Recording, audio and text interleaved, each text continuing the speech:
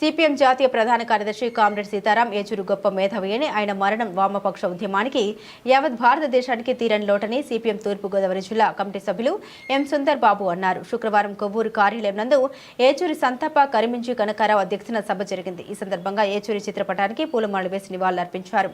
అనంతరం ఎం సుందర్ బాబు మాట్లాడారు. సమాజ నిర్మాణం కొరకు విద్యార్థి దశ నుండి మొదలై అంచెలంచెలుగా ఎదిగే సిపిఎం పార్టీ జాతీయ కార్యదర్శిగా తుది శ్వాస వరకు కొనసాగిన యోధుడు సీతారాం ఏచూరి అని, ఆయన ఆశయ సాధనకు కృషి చేయడం నిజమైన నివాళి అని అన్నారు.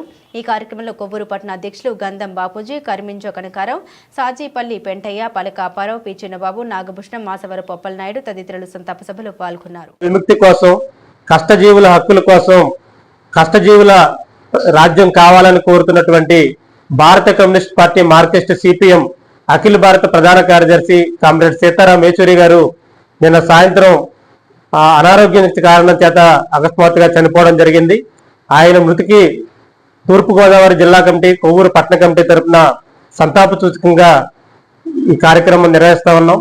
భారతదేశంలో కులాలకి, మతాలకి, ప్రాంతాలకు అతీతంగా ప్రజలందరి ఐక్యత కోసం దేశభక్తి భావాలతోటి ఈ దేశంలో కమ్యూనిస్ట్ ఉద్యమాన్ని నడిపినటువంటి వీరుల్లో ఒక ఇంటలెక్చువల్, అంటే ప్రజల పక్షాన సూటిగా స్పష్టంగా తన ఒక అభిప్రాయాన్ని పార్టీ తరఫున వ్యక్తపరిచినటువంటి ఒక మహోన్నతమైనటువంటి వ్యక్తి చనిపోవడం పార్టీకి, ప్రజలకి తీరని లోటని సందర్భంగా తెలియజేస్తా ఉన్నాం. కామ్రేడ్ సీతారాం ఏచూరి గారు కింది స్థాయి నుంచి పై స్థాయి వరకు కూడా అంచెలంచెలుగా తక్కువ సమయంలోనే ఎదుగుతూ వచ్చారు. 50 సంవత్సరాల ప్రస్తావనలో మన ఉమ్మడి ఆంధ్రప్రదేశ్ యూనివర్సిటీకి 3 సార్లు ఎస్ఎఫ్ఐ విద్యార్థి సంఘం తరపున అధ్యక్షుడిగా ఎన్నికైన సందర్భం. అనంతరం 10 సంవత్సరాల పాటు మన పార్లమెంటేరియన్ రాజ్యసభ సభ్యుడిగా అనేక అంశాలను తీసుకెళ్లిన సందర్భం ఉంది. పార్లమెంట్ స్టాండింగ్ కమిటీ చైర్మన్ గా కూడా పనిచేశారు. అలాగే మన దేశం, అలాగే ఇతర దేశాలకు సంబంధించినటువంటి శాంతి సందేశాన్ని, ఒక ఇరు దేశాల మధ్యన ఒప్పందాల కోసం కూడా ప్రభుత్వం తరపున అనేక దేశాలకి ఈయనెళ్ళి అక్కడ ఒక శాంతి వాతావరణం నెలకొల్పేటటువంటి వ్యక్తి. ఎప్పుడూ చిరునవ్వుతో ఉంటూ టెన్షన్ లేకోకుండా ప్రజల యొక్క సమస్యల్ని తక్కువ సమయంలో ఎక్కువ మందికి తీసుకెళ్లే దాంట్లో ప్రజల పక్షాన ఉన్నటువంటి ఒక మహోన్నతమైనటువంటి వ్యక్తిని కోల్పోవడం చాలా బాధాకరం. మరి కొద్ది రోజుల్లోనే రాష్ట్రంలోనూ దేశంలోనూ సిపిఎం పార్టీ జాతీయ సభలు జరుగుతూ ఉన్నాయి. 2-3 సార్లు వరుసగా ఎన్నికైనటువంటి పరిస్థితి ఉంది. ఇలాంటి సందర్భంలో, అలాగే దేశంలో ఉన్నటువంటి ప్రత్యేక పరిస్థితుల్లో, అంటే మతోన్మాదం విపరీతంగా, కులం, ప్రాంతాల వాదాలు పెరుగుతున్న సందర్భంలో ప్రజలందరినీ దేశభక్తియుతంగా ఓ చోటకు పోగుపెట్టే సందర్భంలో ఇలాంటి వ్యక్తిని కోల్పోవడం పార్టీకి తీరని లోటని ఈ సందర్భంగా సీతారాం ఏచూరి గారికి సంతాపం తెలియజేస్తూ, ఆ లోటుని పూడ్చడం కోసం పార్టీలో ఉన్నటువంటి నాయకత్వం, ప్రజా సంఘాల్లో ఉన్న వాళ్ళందరినీ కలుపుకుని ఆయన ఆశయాలు ముందుకు తీసుకెళ్తామని ఈ సందర్భంగా తెలియజేత మన గోదావరి జిల్లా వాసి, ఎందుకంటే చాలా మందికి తెలియదు మన గోదావరి జిల్లా వాసి అని.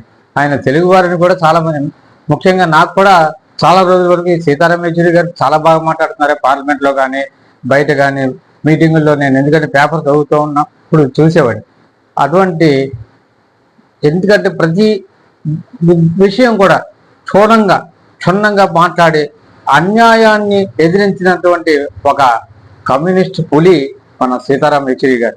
అటువంటి వారు ఇంకా గొంతు మోగపోయింది అంటే అది నమ్మలేకపోతున్నాం. ఎందుకంటే అటువంటి వ్యక్తిని మన పార్టీ కోల్పోవడం, మనం కోల్పోవడం అది మన దురదృష్టం.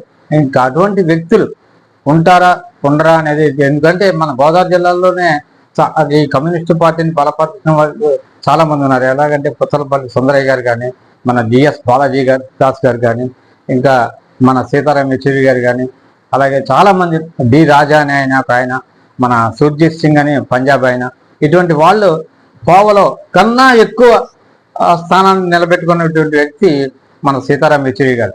అటువంటి ఆయన ఎప్పుడు ఆ మొహంలోనే చూడండి, ఆయన మనం పర్సనల్గా చూసామో లేదో తెలియదు కానీ ఆయన ఫోటో చూస్తుంటేనే ఎప్పుడు చిరునవ్వుతోటి, అనారోగ్య పాలైనటువంటి ఫోటో ఎప్పుడు కనపడదని.